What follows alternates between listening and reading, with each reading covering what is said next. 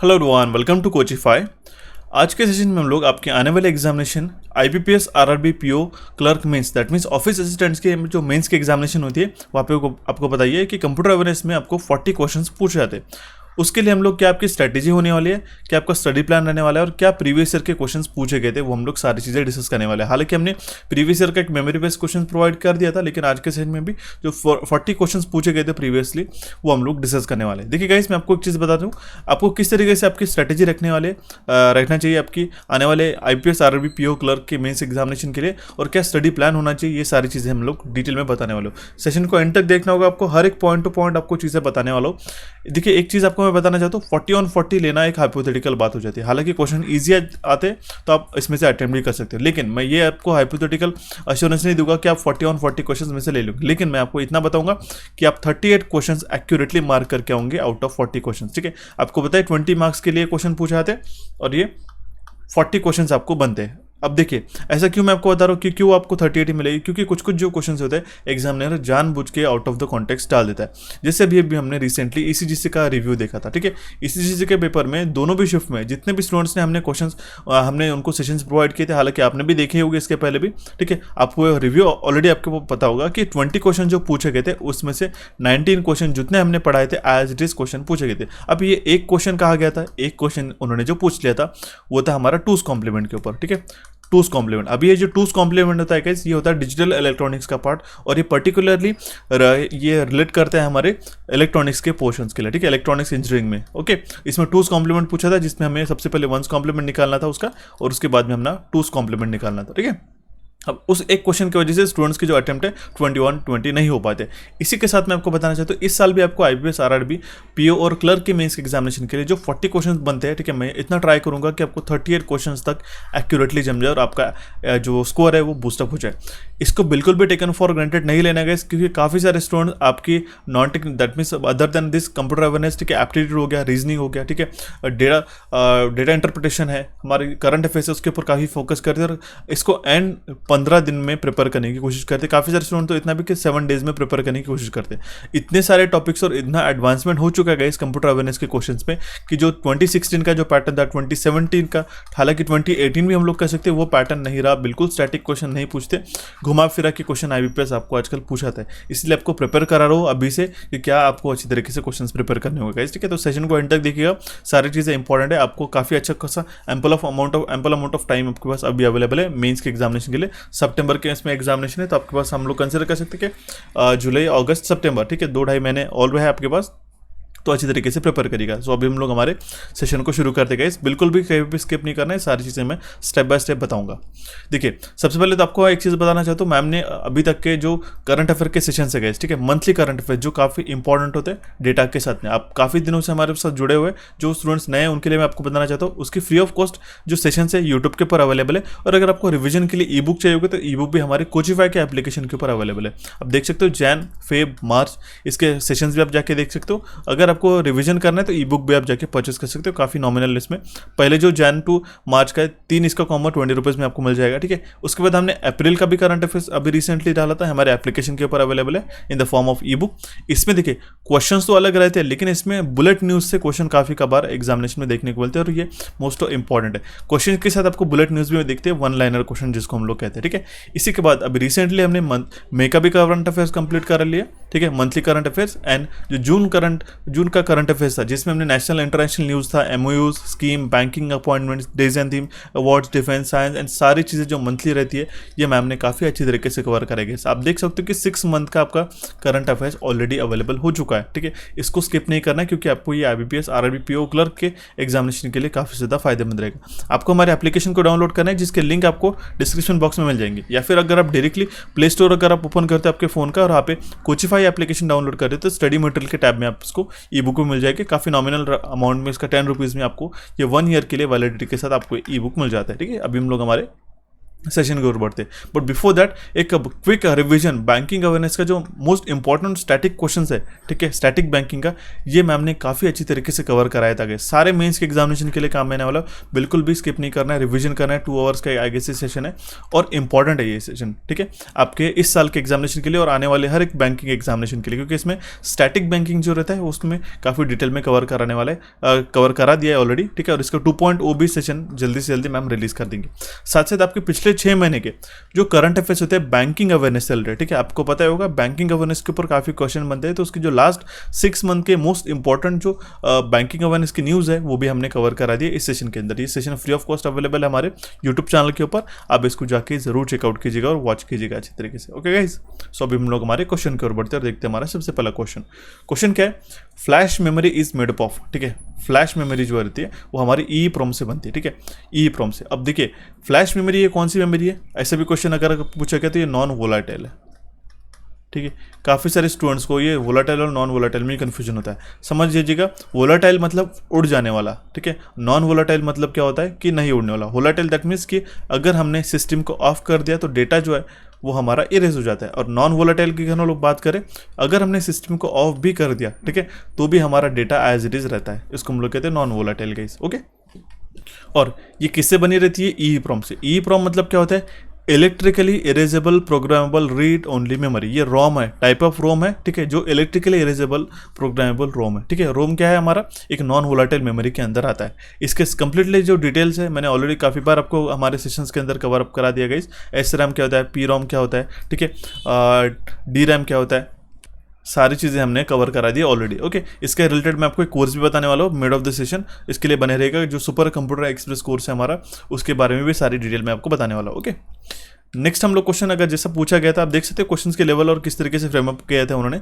In Microsoft PowerPoint presentation to select one hyperlink after another during a slide presentation following keyboard key is the press, ठीक है। Power point presentation देते वक्त जो भी हम लोग हाइपरलिंक सिलेक्ट करते हैं, अब अभी सर हाइपरलिंक क्या होता है, आपने देखा होगा कि जब हम लोग ई बुक आपको प्रोवाइड कराते हैं या फिर कोई भी आप ऐसा डॉक्यूमेंट डाउनलोड करते हो, ठीक है, आप आपका नोटिफिकेशन देख लो क्यों ना, आपको यहाँ पे लिखा जाता है कि click here to apply for this recruitment, ठीक है। तो आप क्या करते हो, इस डॉक्यूमेंट पर क्लिक करते हो और डायरेक्टली आप मूव ऑन होते हैं हमारे क्रोम ब्राउजर के ऊपर या फिर कोई भी आपके ब्राउजर के ऊपर। तो ये जो लिंक इसमें एम्बेड की जाती है तो वो रहती है हमारे हाइपर लिंक, चाहे वो स्लाइड के लिए भी दी जा सकती है या फिर पेज पे जंप करने के लिए भी आपको दी जा सकती है, ठीक है। अगर आप क्लिक करोगे इस पेज इस नंबर पे, इस टैब पे, या फिर हम लोग कह सकते हैं कि अगर आपका ई बुक है, ठीक है, यहाँ पे जो 1 लिखा होगा तो वहाँ पे आप क्लिक करोगे तो डायरेक्टली आप 1 पेज पे या फिर आप कोई भी नंबर होगा 11 पेज पे आप जंप कर लोगे। इसका काम क्या रहता है, ये रहता है हमारा हाइपर लिंक, ओके। तो स्लाइड पावर पॉइंट प्रेजेंटेशन देते वक्त, ठीक है, तो अगर शिफ्ट करना है from one tab to another tab तो हम लोग इसके लिए टैब का ये बटन प्रेस करते हैं, ठीक है। सिंपल सा क्वेश्चन था, ऑप्शन है इस क्वेश्चन का करेक्ट आंसर आ जाएगा। इस तरीके से क्वेश्चन आपको एग्जामिनेशन में देखने को मिलेंगे गाइस, ओके। नेक्स्ट क्वेश्चन जो पूछा गया था ये था विच ऑफ द फॉलोइंग, ये अभी रिसेंटली सितंबर में जो एग्जामिनेशन हुआ था PO का, ठीक है, सितंबर PO का IBPS RRB PO का जो एग्जामिनेशन हुआ था 2021 में, उसके हम लोग क्वेश्चंस डिस्कस कर रहे हैं, ठीक है। Which of the following programming languages are considered as a low level language. Low level language के अंदर कौन सी प्रोग्रामिंग लैंग्वेजेस आती है, आपको ये भी हमने काफ़ी अच्छी तरीके से कवर कराया था, ठीक है। ठीक है, लो लेवल लैंग्वेजेस में हमारे पास आती है असेंबली लैंग्वेज, ध्यान में रखना होगा। ऑप्शन सी इस क्वेश्चन का करेक्ट आंसर आ जाएगा, ठीक है। Next question is which view displays the slide on a presentation as a miniature representation of a slides in a PowerPoint। ये भी हमने कवर करा दिया था हमारे कोर्स के अंदर, ठीक है। आई होप अपने जिन स्टूडेंट्स ने ऑलरेडी ECGC के लिए प्रिपेयर करते हुए जो कोर्स ज्वाइन किया था उन्होंने इस क्वेश्चन का आंसर क्विकली मार्क कर लिया था। देखिए स्लाइड सॉर्टर व्यू जो रहता है, ठीक है, स्लाइड सॉर्टर व्यू, उसके अंदर हम लोग थंबनेल्स के जैसा हम लोग छोटे छोटे प्रेजेंटेशन देखते हैं, ठीक है। इस तरीके से जैसे आप थंबनेल आप हमारे यूट्यूब के ऊपर क्लिक करते हो आपको जो देखने को मिलता है, उसी तरीके से सारे स्लाइड जो है 1 बाय 1 इस तरीके से थंबनेल के फॉर्म में देखने को मिलता है, 1 2 3 4 इस तरीके से। तो कहते हैं जो मिनिएचर रिप्रेजेंटेशन देता है वो है हमारा slide sorter view, okay. Next question जो पूछा गया था कि when user try to access resource on the web server, ठीक है, जब भी यूजर ट्राई करता है कि वेब सर्वर पे एक रिसोर्स को एक्सेस करने का वेबसाइट के थ्रू और वो एग्जिस्ट नहीं करता है तो कौन सा एरर देखने को मिलता है। आप देख सकते हो क्वेश्चन के लेवल किस तरीके से बढ़ चुके हैं। तो इसमें HTTP एरर 404 ये एरर आपको देखने को मिलता है, ठीक है। कोर्स के अंदर मैंने आपको 401 400 500 403 और बाकी भी एरर्स मैंने आपको प्रोवाइड करा दिए थे गाइस, ठीक है। उसको भी आपको पढ़ना होगा और आप रेगुलर सेशन जो है उसको भी आप जाके अच्छी तरीके से फॉलो कर सकते हो। और काफ़ी सारे कंप्यूटर अवेयरनेस के सेशंस हमारे कोचिफाई के ऊपर अवेलेबल है, उसको जाके चेकआउट करना होगा, ओके। हमारी पॉपुलर सी मैराथन भी है, उसको आप जाके ज़रूर देख लीजिएगा। नेक्स्ट क्वेश्चन पूछा गया था IPv4 का जो है, ठीक है, एड्रेस साइज कितना है, ठीक है, कितना उसका साइज है, ठीक है। तो वो जो IPv4 है, ठीक है, इंटरनेट प्रोटोकॉल एड्रेस है, उसका जो साइज होता है वो हमारा 32 बिट का है, ठीक है। ये आपको ध्यान में रखना होगा। और IPv6 का अगर आपको पूछा जाए, ठीक है, तो वो 128 का होता है, ठीक है, वो होता है हमारा 120। अब बिट का होता है या बाइट का होता है, ध्यान में रखिएगा, बिट्स का होता है गाइस, ओके। यहाँ पे काफ़ी बार 128 बाइट भी लिख के आता है, सबसे पहला ऑप्शन यही रहता है। और नीचे में क्या होता है, IPv4 से काफ़ी बार जानबूझ के भी करता है। यहाँ पे आपको देखिए, आपने देखा होगा कि आपका छोटा सा स्क्रीन रहता है, ठीक है। देखिए मेरी काफ़ी चीज़ें आप ध्यान में रखा करिएगा एग्जामिनेशन पॉइंट ऑफ पे, ठीक है। यहाँ पे क्वेश्चन यहाँ तक रहता है, और ये जानबूझ के यहाँ पे आपको स्क्रोलिंग कराने के लिए लगा देते हैं। ये जो फर्स्ट लाइन रहती है काफ़ी यहाँ तक रहती है, फिर आपको यहाँ पे जो क्वेश्चन का बॉक्स रहता है, यहाँ पे आपको क्लिक करके इसको ड्रॉप करना पड़ता है, यहाँ पे क्लोज करना पड़ता है। फिर भी आप even if you close this, आपको जो लाइंस बनी रहती है इस तरीके से, और यहाँ पे आपको जो स्क्रॉल बार दिया जाता है, ठीक है, आपने देखा होगा नोटिस करके, जो स्क्रॉल बार दिया जाता है उसको आपको क्लिक करके इधर रोटेट करना पड़ता है, और पीछे जाके पीछे एंड बैकवर्ड यहाँ पे मूव करना पड़ता है। और छोटी सी एक तो स्क्रीन रहती है, पूरा क्वेश्चन कंप्लीटली दिखता नहीं है। और यहाँ पे भी वर्टिकल स्क्रॉल हमें फिर से करना पड़ता है यहाँ पे, ठीक है, वर्टिकल स्क्रॉल हमें करते वक्त यहाँ पे आना पड़ता है। अब हो सकता है कि आपको ये जो IPv6 आपको सब क्वेश्चन पूछा जाए, और यहाँ पे सबसे पहला ऑप्शन क्या है, 128 बाइट, ठीक है, और दूसरा आ गया हमारा, ठीक है, 32 बाइट, ठीक है।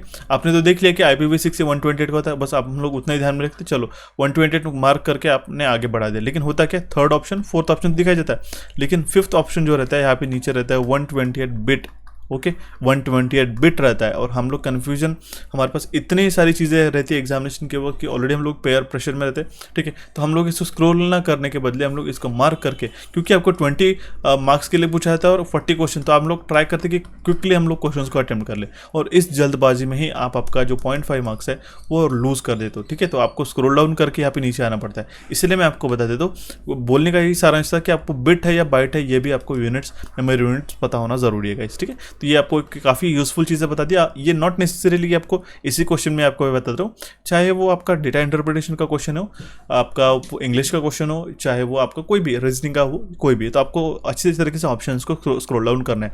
एंड ऑलवेज डोंट यूज, ठीक है, अगर आप प्रैक्टिस कर रहे होगे मॉक टेस्ट की, तो आप जो स्क्रॉल बार है, ठीक है, उसको क्लिक करके ही आप scroll down up and down करने की प्रैक्टिस कीजिएगा। हमारे पास भी स्क्रॉल व्हील रहता है, ठीक है, आपके माउस के अंदर, ठीक है, जो स्क्रॉल व्हील रहता है हमें उसी की आदत रहती है गाइस, ठीक है, हम लोग उसी को यूज़ करके हम लोग स्क्रॉल करने की देखते हैं। लेकिन हम लोग ट्राई करना कि आप इस स्क्रॉल बार को क्लिक करके मूव करने की, ठीक है, हॉरिजेंटली या फिर वर्टिकली, सो दैट आप लोग इसमें क्विकली एक्सेस कर पाओ। होता क्या कि इसको काफ़ी बार क्लिक करने के बाद भी क्लिक नहीं होता है, तो ये आपको प्रैक्टिस करना ज़रूरी है।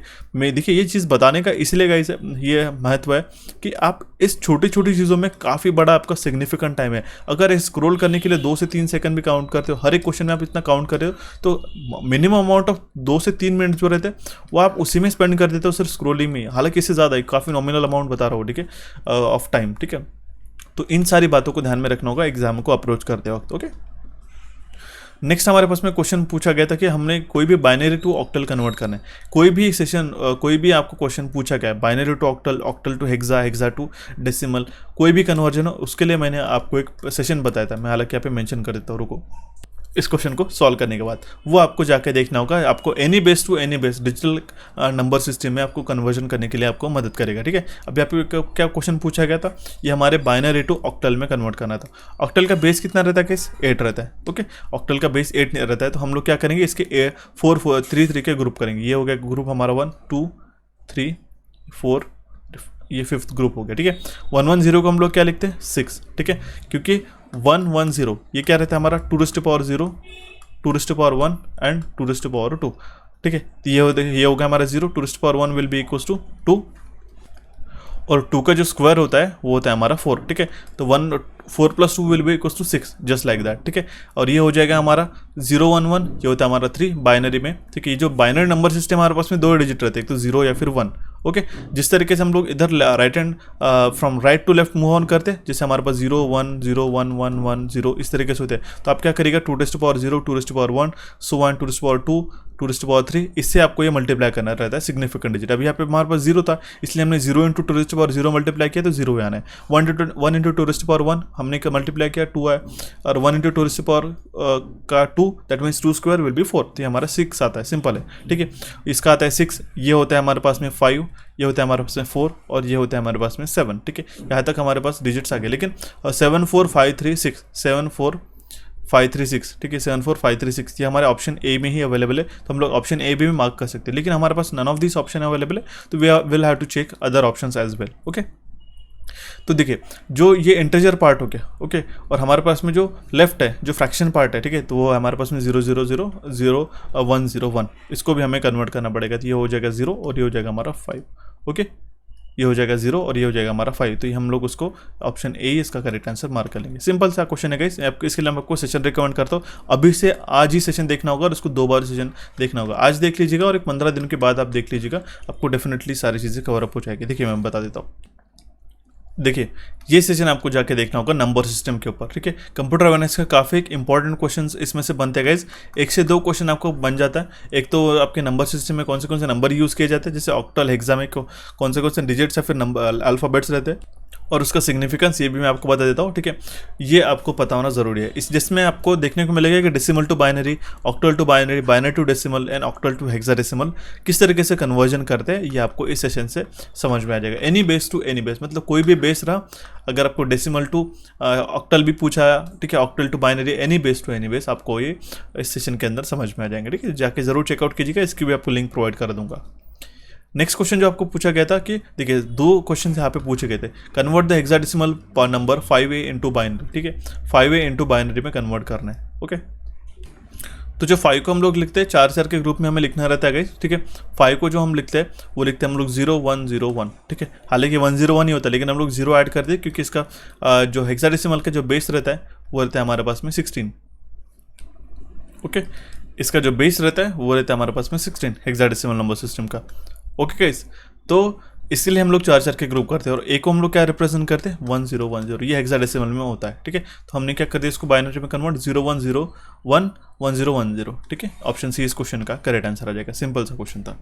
Next question is what is a full form of EEPROM, ठीक है, electrically erasable programmable read only memory, ठीक है। इसके ऊपर एक क्वेश्चन भी बना था गाइस, ठीक है, फ्लैश मेमोरी का। सिंपल सा क्वेश्चन था, ये भी आपको एक मेमोरी चार्ट के अंदर कोर्स के अंदर काफ़ी अच्छी तरीके से समझ में आ जाएगा। ओके, नेक्स्ट क्वेश्चन बना था हमारे सारे प्रीवियस ईयर के क्वेश्चन आप देख सकते हो कौन से टॉपिक से कहाँ क्वेश्चन बने थे करके। क्वेश्चन क्या है, which of the following keyboard shortcut opens the find and replace dialog box in MS word. इसमें से कौन सी कीबोर्ड शॉर्टकट जो ओपन कर लेता है find and replace dialog box in MS word. Shortcut के ऊपर भी आपको क्वेश्चन बनते हैं गाइस, वो भी आपको प्रिपेयर करने जरूरी है। ओके, तो Ctrl+H की अगर प्रेस करते हैं तो MS वर्ड के अंदर, माइक्रोसॉफ्ट वर्ड के अंदर हम लोग फाइंड एंड रिप्लेस का डायलॉग बॉक्स ओपन कर सकते हैं, ठीक है। जिसके द्वारा हम लोग क्या करते हैं, अगर यहाँ पे जैसे फॉलोइंग लिखा है, ठीक है, FOLLOWING, ठीक है, और आपने क्या कर लिया, NG के बदले GN लिख लिया, ठीक है। तो ये गलत हो गया, हालांकि यहाँ पे लिख के तो आता है ऑलरेडी, लेकिन ऐसा कोई भी वर्ड है आप जो आपको रिप्लेस करना है फाइंड करके, तो आप सारे रिप्लेस ऑल भी कर सकते हो, ये आपको पता होना जरूरी है, ठीक है। तो ये हमारे Ctrl+H इस शॉर्टकट की से आता है। नेक्स्ट क्वेश्चन पूछा गया था कि which among the following is not a type of read only memory. ROM का एक टाइप नहीं है, तो DROM। DROM नहीं रहता गैस, DRAM रहता है, ठीक है, डायनामिकली रैंडम एक्सेस मेमोरी रहता है। तो रोम का एक टाइप नहीं है DROM, ठीक है। PROM, EEPROM एंड EPROM जो है इसका एक टाइप आता है। ओके, ऑप्शन डी इस क्वेश्चन का करेक्ट आंसर आ जाएगा। Next question is which of the following statement is not true about cache memory. Cache memory से रिलेटेड इसमें से कौन सा स्टेटमेंट करेक्ट नहीं है, ऐसा हमें क्वेश्चन में पूछा गया। तो देखिए ध्यान में रखना होगा, कैशे मेमोरी जो है ये हमारी type of read only memory है। Okay, cache memory is a form of read only memory. ये जो है हमारा ट्रू नहीं है, करेक्ट, ये हमारे टाइप ऑफ रैम आती है, ठीक है, रैंडम एक्सेस मेमोरी हम लोग कह सकते हैं इसको। ओके, या फिर हम लोग इसको कह सकते हैं CPU मेमोरी। ओके, तो ये हमारा करेक्ट नहीं है इस रिलेटेड, बाकी सारे स्टेटमेंट्स करेक्ट है। जैसे cache memory sometime called as a CPU memory, ये करेक्ट है। और कैशे मेमोरी काफ़ी फास्ट रहती है, ठीक है, और माइक्रो प्रोसेसर द्वारा यूज़ की जाती है in comparison to RAM. It is directly associated with the microprocessor, correct. Cache memory काफ़ी फास्ट और काफ़ी एक्सपेंसिव भी रहती है। Okay, next question is IP address 123.225.14 belongs to, ठीक है। तो आप ये 123 देख के आप समझ जाइएगा कि क्लास A टाइप ऑफ ये हमारा IP एड्रेस है करके। देखिए इसके रिलेटेड आपको बता देते, देखिए 1 से लेके 126 के बीच में जो आता है IP एड्रेस वो होता है हमारे क्लास 1। उस तरीके से 128 से लेके 191 के बीच में जो आता है वो होता है हमारा क्लास B, ये आप ध्यान में रखिएगा। नेक्स्ट आता है हमारे पास में क्लास C IP एड्रेस, जो 192 से लेके 223, ये इनिशियल लेटर्स ध्यान में रख लीजिएगा, ठीक है। इससे आपको क्वेश्चन को अटेम्प्ट करने के लिए काफ़ी फायदेमंद रहेगा। वो रहेगा हमारा क्लास C। क्लास D में क्या होता है हमारे पास में 224 से लेके 239 के बीच में अगर रहता है तो हमारा class D type of IP address रहता है, ठीक है। और जो क्लास ई रहता है वो रहता है 240 से लेके 255 के बीच में। ओके, ये आपको बात ध्यान में रखना होगी। ये होता है हमारे class E type of IP address. तो जो हमने आईपी एड्रेस सबसे पहले डिस्कस किया, ये जो था हमारा 123 है, तो कौन से रेंज में आता है, class A type of IP address में। ओके, ये सारी चीज़ें डिटेल हम लोग इसके रेगुलर सेशंस प्रोवाइड करेंगे ना गाइस, उसके अंदर मैं आपको प्रोवाइड कर दूंगा। अभी आपको जल्दबाजी में लग रहा होगा कि क्वेश्चन को हम लोग डिटेल में नहीं जा रहे, लेकिन जिस तरीके से हम लोग टॉपिक बाय टॉपिक हम लोग क्वेश्चन कवर अप करेंगे तो उसके अंदर मैं आपको काफ़ी डिटेल में प्रोवाइड कर दूंगा। अभी क्योंकि क्वेश्चन प्रीवियसली पूछे गए थे, काफ़ी कम चांसेस बनते हैं, हालांकि इसके कॉन्सेप्ट डेफिनेटली आपको इस साल पूछे जाएंगे, लेकिन जस्ट फॉर योर आइडिया मैं आपको ये सारे क्वेश्चंस कवर अप करा रहा हूँ। ठीक है, नेक्स्ट क्वेश्चन क्या है, the delivery of computing services such as data storage, servers, databases over internet is known as, उसको हम लोग कहते हैं क्लाउड कंप्यूटिंग है। सिंपल है, देखिए हमारे पास में क्लाउड कंप्यूटिंग में हमारे पास में डेटा स्टोरेज रहता है, सर्वर्स हमारे पास में क्लाउड पे स्टोर रहते हैं। ठीक है, दैट मीन्स हम लोग एक जगह से हम लोग कंप्लीटली जो 1000 टेराबाइट्स ऑफ डेटा जो है हम लोग स्टोर करके रख सकते हैं। ठीक है, without any physical hard drive.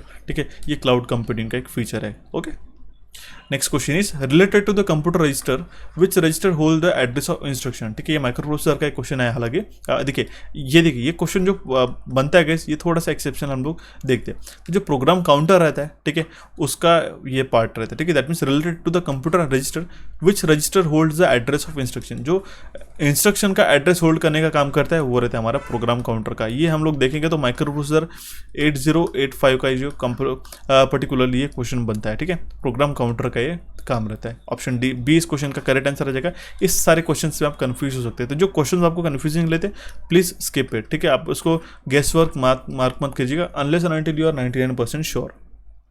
देखते भी हमारा नेक्स्ट क्वेश्चन क्या पूछा गया, which of the following can be cell reference that starts in a cell B1 column and select the row 10। तो उसका करेक्ट आंसर आ जाएगा हमारा option D which is B1 to G10। ठीक है, सिंपल सा क्वेश्चन था। हालांकि इसके कॉन्टेक्स्ट में जो एग्जैक्ट क्वेश्चन पूछा गया था, हमने मेमोरी बेस में भी क्वेश्चन हमने आपको मेंशन करके रखा है कि यहाँ पे अगर हमारा AB8 लिखा है, ठीक है, AB8 का मतलब क्या होता है। ठीक है, देखिए जो कॉलम रहते हैं आफ्टर Z वो स्टार्ट होते हैं हमारे A से, फिर से A लेटर चालू हो जाता है। ठीक है, और उसके बाद में जो 8 रहता है, ठीक है, अगर हमारा AB8 है तो ये होता है हमारा कॉलम और ये होता है हमारे पास में रो का नंबर। ये हॉरिजॉन्टली जो आपको देखने को मिलता है दिस इज रो। ठीक है, AB8 ये होता है हमारा पर्टिकुलर एक सेल सिलेक्शन। ओके, इस तरीके से क्वेश्चन आपको बने थे गाइस।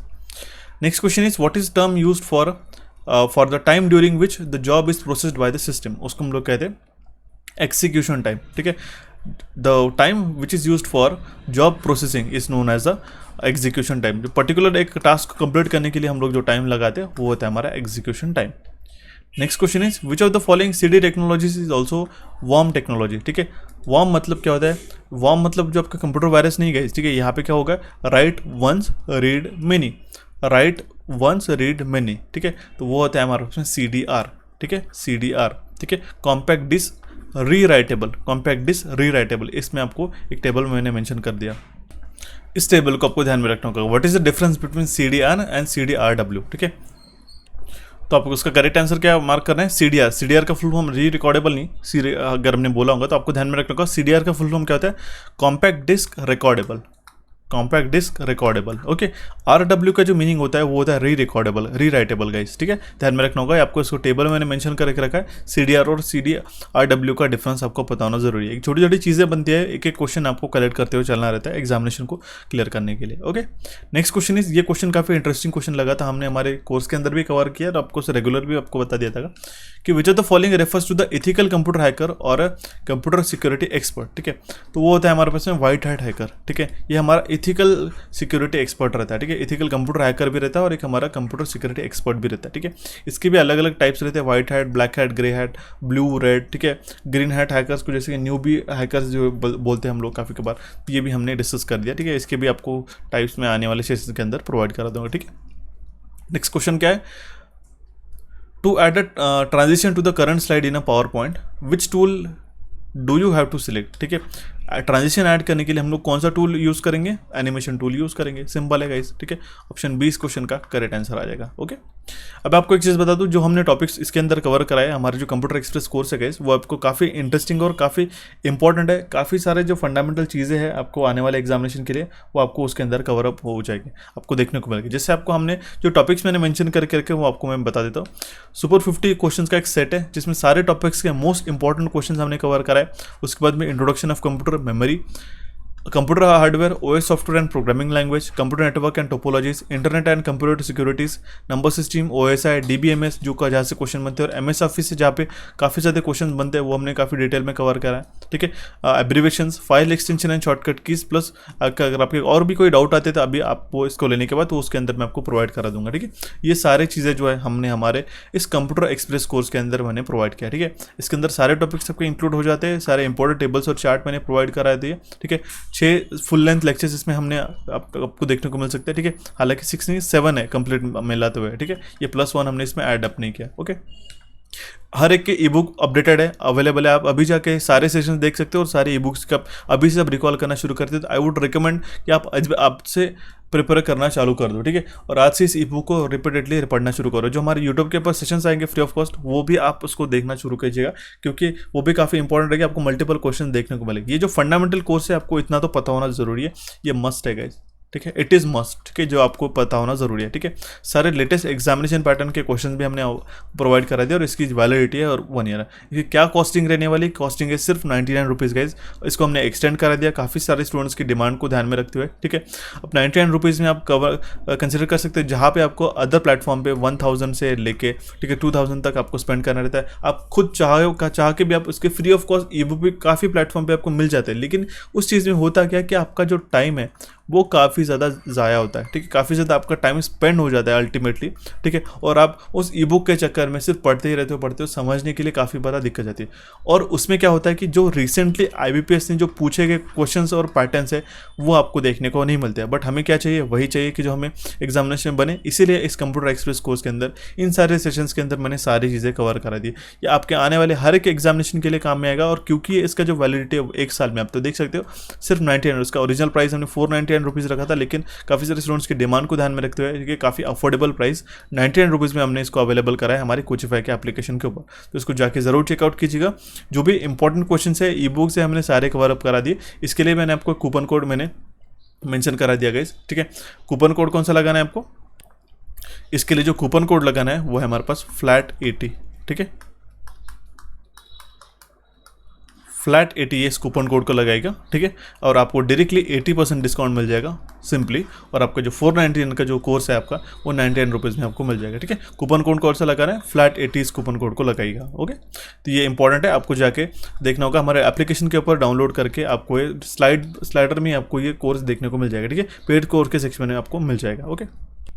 या फिर अगर आपको इसके इंस्ट्रक्शन जानने को कि किस तरीके से इसको ज्वाइन करना है और क्या क्या सारी चीज़ें, तो यहाँ पे मैंने स्टेप्स टू परचेस लिख के रखा है। कुछ एप्लीकेशन को डाउनलोड करके पेड कोर्स के सेशन में आपको ये बिफोर परचेसिंग ये कूपन कोड लगा के आपको 99 रुपीज़ में कंप्लीट 1 साल के लिए कंप्लीट कोर्स मिल जाता है, ठीक है। जिसमें आपको ई बुक्स भी मिल जाती है फ्री ऑफ कॉस्ट, ठीक है। तो वो आपको जाके चेकआउट करना होगा। यहाँ पे स्टेप्स है, मैं भी आपको इसको पॉज करके एक बार पढ़ लीजिएगा। कोई भी दिक्कत आती है तो मुझे कमेंट बॉक्स के माध्यम से कमेंट करके बन सकते हो, ठीक है। ये तो हो गया गाइस हमारे पास में 100% जो सिलेबस हमने कवर करके रखा वो तो आपका कंप्यूटर अवेयरनेस का बेस, ठीक है। हालांकि हमारी एक मैराथन भी अवेलेबल है, ठीक है, हमारे कोचिफाई चैनल के ऊपर जो काफ़ी पॉपुलर हो चुके हैं यूट्यूब के ऊपर गाइस, ठीक है। वो आप भी रिकमेंड कर सकता हूँ, मैं रिकमेंड करता हूँ वो देखने के लिए। लेकिन उसका कंप्यूटर का कोर आपका कवर अप होता है। उसके बाद में इस कोर्स में क्या होता है 99 रुपीज़ में, उसमें क्या होता है कि आपको जो IBPS पैटर्न के क्वेश्चन है और रिसेंटली जो टेक्नोलॉजिकल चेंजेस हुए हैं, ठीक है, जो क्वेश्चंस बनते हैं हर एक पॉइंट पे वो मैंने कवर करे थे। और आपके जो अभी सेशंस, अगर आप चाहते हो कि मैं आपको और डिटेल में सेशंस प्रोवाइड करा दूँ, तो हालांकि हम लोग को सीरीज शुरू करने वाले कुछ दिनों के अंदर इस साल के IBPS RRB के लिए, ठीक है, मैं आपको एक सीरीज भी प्रोवाइड करता हूँ जिसमें आपके क्वेश्चंस की प्रैक्टिस हो जाएंगी। तो इससे हो क्या रहा है, आपकी ओवरऑल सारी चीज़ें प्रैक्टिस हो रही है आपके कंप्यूटर अवेयरनेस के लिए। मल्टीपल क्वेश्चंस को आपको प्रैक्टिस करते हुए चलना है अभी से, ठीक है। तो बात आपको ध्यान में रखना होगा। देखते हुए हमारा एक नेक्स्ट क्वेश्चन क्या पूछा गया, मॉडेम इज व्हाट, ठीक है। मॉडेम क्या करता है, ट्रांसलेट करता है digital signal from a computer into analog signal that can travel along a conventional telephones line. यही इसका काम रहता है मॉडेम का। उसको हम लोग क्या करते हैं, मॉड्यूलेटर और डी मॉड्यूलेटर गाइस, ओके, ध्यान में रखना होगा। Modem is what, modulates and demodulates. It translate the digital signal from a computer into analog signal that can travel along the conventional telephone line. Option B इस question का correct answer आ जाएगा। Next question is which among the following is a application software. इसमें से कौन सा एक application software है, तो वो है हमारे पास में माइक्रोसॉफ्ट पावर पॉइंट, ठीक है। लाइनक्स, यूनिक्स और माइक्रोस ये हमारा टाइप ऑफ एप्लीकेशन सॉफ्टवेयर नहीं है, ठीक है। लाइनक्स जो है हमारे पास में सिस्टम सॉफ्टवेयर हम लोग कह सकते हैं, ठीक है। जो माइक्रोसॉफ्ट पावर पॉइंट जो है वो हमारा एक एप्लीकेशन सॉफ्टवेयर आता है। सिस्टम सॉफ्टवेयर और एप्लीकेशन सॉफ्टवेयर में क्या एक डिफरेंस है, ये मैंने यहाँ पे इस टेबल के अंदर मेंशन करके रखा है, इसको आप अच्छी तरीके से पढ़ लीजिएगा। इस सेम टेबल में आपको और फिर से प्रोवाइड करा दूंगा गाइस, ठीक है, जो हम लोग रेगुलर सेशन प्रोवाइड करा देंगे वहाँ पे हम लोग काफ़ी डिटेल में चीज़ें कवर करेंगे। बिल्कुल भी चिंता नहीं करनी कि हम लोग इसी क्वेश्चन के साथ हम लोग इसका हमारे आगे आने वाले सेशन एंड हो जाएगा, बिल्कुल ऐसा चीज़ें नहीं है, ठीक है। सिस्टम सॉफ्टवेयर और एप्लीकेशन सॉफ्टवेयर में क्या क्या डिफरेंस आता है इस टेबल से आप पढ़ सकते हो। Next question is which of the following statement about RAM is false. RAM से रिलेटेड इसमें से कौन सा स्टेटमेंट फॉल्स है। रैम का जो कंटेंट है वो it does not lost when computer is turned of. मैंने अभी आपको बताया था कि जो रैम है रैंडम एक्सेस मेमोरी, ये एक टाइप ऑफ हमारे वोलाटाइल मेमोरी है, ठीक है। वोलाटाइल मतलब हम लोग कैसे कह सकते हैं, उड़ जाने वाला, ठीक है। अगर हमने सिस्टम को ऑफ किया तो डेटा जो है वो हमारा इरेज हो जाता है। इस तरीके से ध्यान में रख लीजिए, मेरे वर्ड जो है आपको एग्जामिनेशन में ध्यान में याद में आ सकते हैं, ठीक है। रैम वोलाटाइल मतलब उड़ जाने वाला, ठीक है। अगर हमने सिस्टम को ऑफ कर दिया, कंप्यूटर को शट डाउन कर दिया, कंप्यूटर को बंद कर दिया, तो जो भी कंटेंट प्रेजेंट है रैम के अंदर वो इरेज हो जाता है, ठीक है। तो यहाँ पे फॉल्स कौन सा स्टेटमेंट हो जाएगा, ऑप्शन डी, क्योंकि ये इट डज नॉट लॉस्ट बोला गया, ऐसा नहीं है, नॉट यहाँ पे एक्स्ट्रा आ गया, ठीक है, इट गेट्स लॉस्ट, ठीक है, इसलिए हमारा इनकरेक्ट स्टेटमेंट हो जाएगा।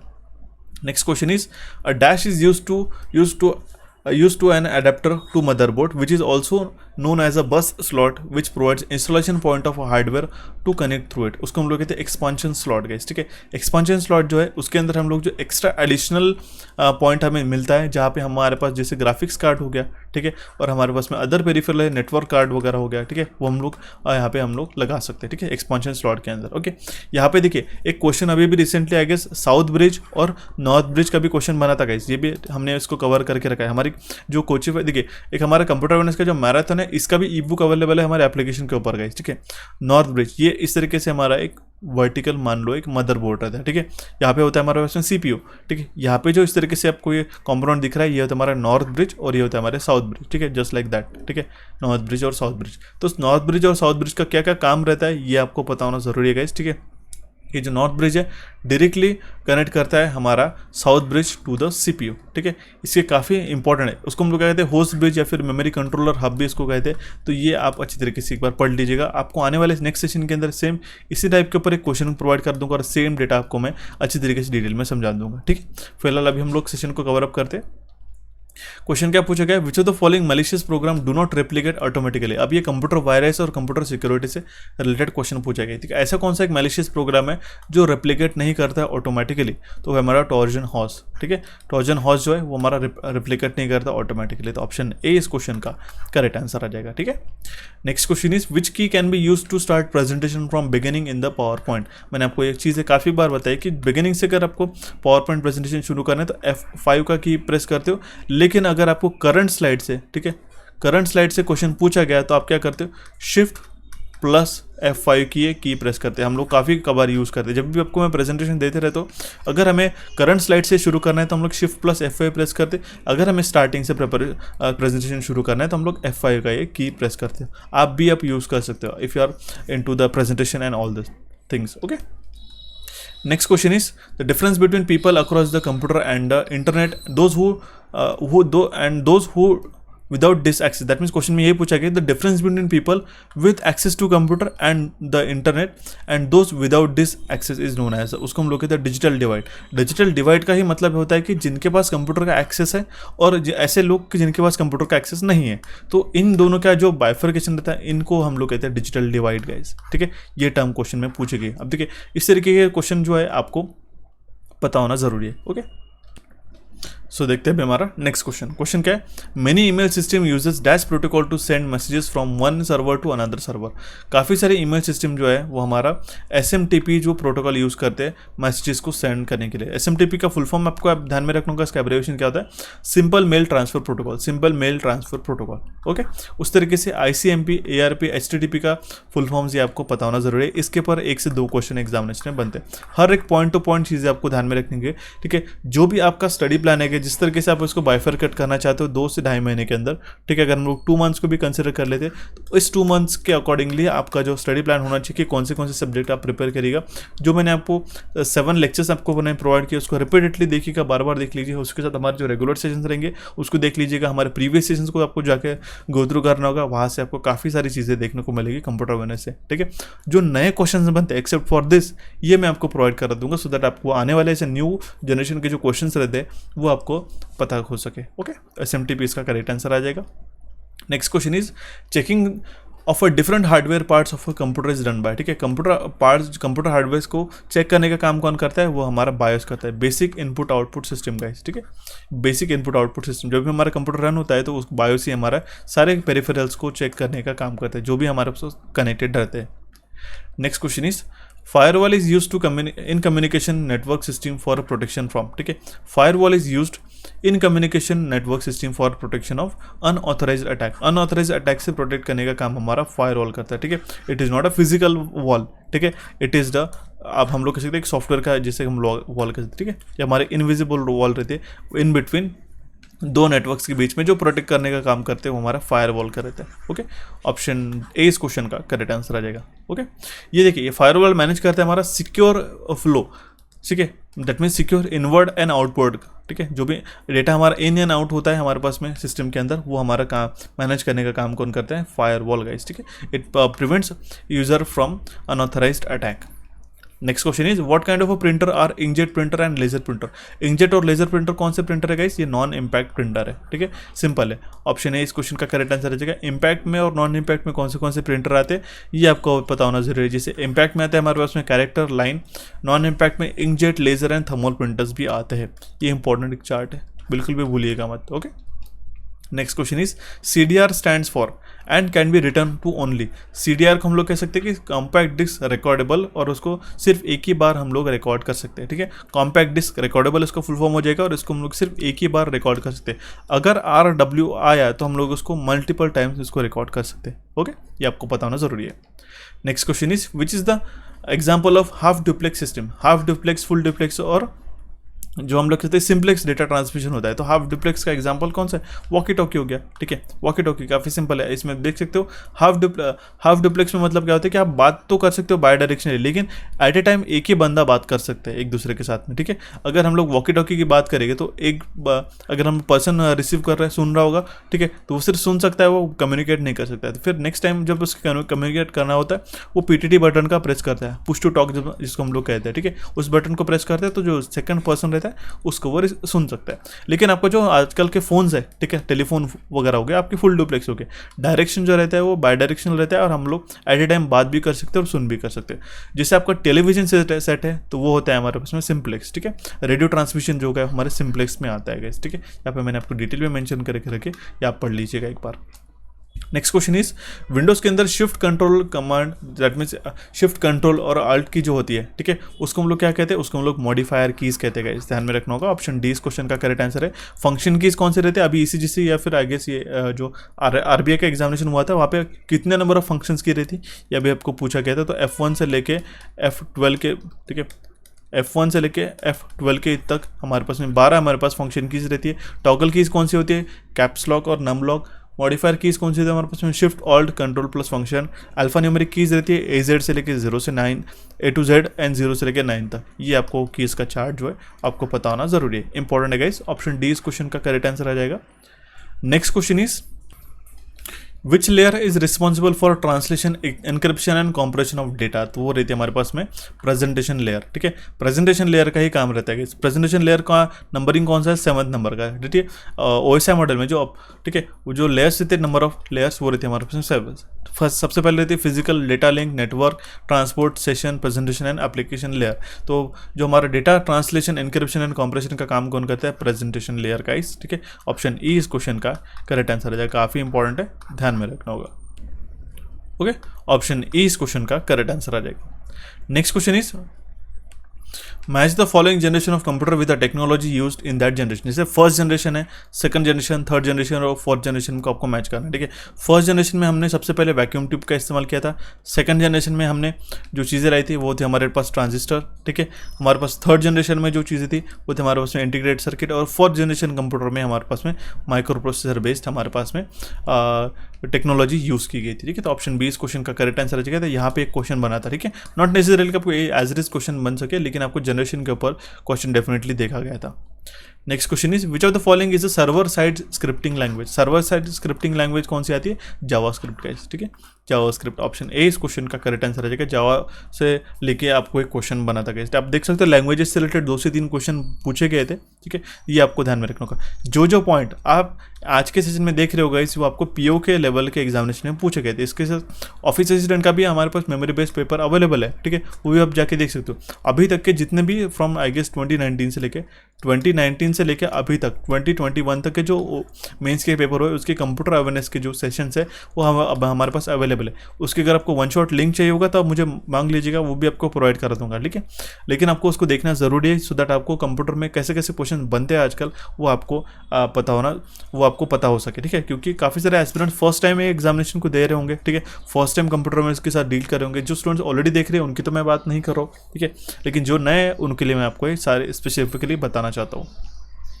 नेक्स्ट क्वेश्चन हमारे पास पूछा गया, dash is defined as a storing of the same data in a multiple location, ठीक है, उसको हम लोग कहते हैं डेटा रिडंडेंसी। डेटा रिडंडेंसी मतलब क्या है, रिपीटेटिव डेटा का काम होना, ठीक है, रिपीटेटिव डेटा का स्टोर होना।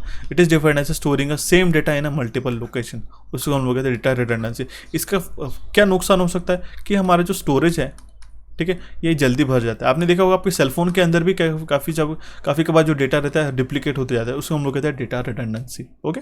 इसके कारण क्या है, हमारा स्टोरेज ऑक्यूपाई हो जाता है अल्टीमेटली। नेक्स्ट क्वेश्चन क्या है हमारे पास में, विच of the following is not a programming language. इसमें से कौन सा प्रोग्रामिंग लैंग्वेज नहीं, पास्कल, माइक्रोसॉफ्ट ऑफिस, जावा, C++। तो माइक्रोसॉफ्ट ऑफिस क्या है, प्रोग्रामिंग लैंग्वेज है क्या, नहीं गाइस, ये हमारे एक एप्लीकेशन सॉफ्टवेयर है, okay. And the next and the last question of the session is virtual keyboard that is displayed on the computer screen while using the internet banking to avoid password captured by and other similar software is known as a keylogger, okay। मतलब आप देख सकते हो कि question में ये जो virtual keyboard देखा जाता है उसको हम लोग की लॉगर नहीं कहते। की लॉगर एक फंक्शन क्या होता है गाइस, आपने देखा होगा कि ये हार्डवेयर टाइप का भी रह सकता है और ये आपको सॉफ्टवेयर टाइप का भी रह सकता है। होता है कि आप कभी भी अनऑथराइज जगह पे चले जाते हो, जैसे साइबर कैफेज वगैरह हो गया, हमें नहीं पता वो पर्सन किस तरीके से। आप जब भी आपके जो इंटरनेट बैंकिंग के पासवर्ड और ईमेल आईडी है आप वर्चुअल कीबोर्ड से ही आप टाइप करना रिकमेंडेड रहता है, ठीक है, रिकमेंडेड रहता है। लेकिन होता क्या है, ये काफ़ी बार आप फिजिकल कीबोर्ड जो है आपका नॉर्मल जो कीबोर्ड रहता है उसके आप प्रेस करते हो, तो जो भी आप प्रेस करते हो, ठीक है, कीज प्रेस करते हो, जैसे आपने पासवर्ड लिखा PSSWD आपको मान लो पासवर्ड हो गया, तो ये क्या करता है, टेक्स्ट फाइल में आपके सारे ईमेल एड्रेस, पासवर्ड, अगर आप किसी से चैट भी करते हो तो वो सारे 1 बाय 1 लिखना शुरू हो जाते हैं। जैसे आपने किसी लिखा हाय, हाउ आर, ठीक है, आर यू, इस तरीके से यहाँ पे क्वेश्चन मार्क वगैरह लिखा, यहाँ पे रिप्लाई वो तो नहीं आएगा, लेकिन आपने यहाँ पे सबसे पहले साइन इन किया, ठीक है, आपको यूज़र नेम डाल के पासवर्ड डाल के तो सारा एज इट इज स्क्रिप्ट हो जाता है, ठीक है, एक टेक्स्ट फाइल में। तो वो यूज़र जो है वो आप देख सकते हो। तो ये नॉट नेसेसरीली किसी जगह पे आप सकते हो, कहीं भी अनऑथराइज जगह पे आप वर्चुअल कीबोर्ड का ही इस्तेमाल कीजिएगा। तो इन सब चीज़ों का ये सारे जो की लॉगिंग करते हैं उसको हम लोग कहते हैं की लॉगर। की लॉग करना मतलब हम लोग क्या करते हैं कि उसका डेटा बनाना है, ठीक है, लॉग बनाना। जैसे आप सिंपल है एज इट इज़ कि जो भी आप की स्ट्रोक प्रेस करते हो उसको स्टोर करने का काम कौन करता है, की लॉगर, ओके। तो आपको बात ध्यान में रखनी होगी, ऑप्शन डी इस क्वेश्चन का करेक्ट आंसर आ जाएगा। तो ये थे गाइस कुछ 40 इंपॉर्टेंट क्वेश्चन जो प्रीवियसली हमें पूछे गए और इसके साथ स्टडी प्लान और क्या क्या स्ट्रेटेजीज होनी चाहिए आपको इस साल के लिए या मैंने को करा दी। आपको हमारे एप्लीकेशन को यहाँ पे आप क्लिक करके डाउनलोड कर सकते हो और हमारे कोचिंग चैनल को यहाँ पे आप क्लिक करके सब्सक्राइब कर सकते हो। So guys thank you for watching this session, have a nice day.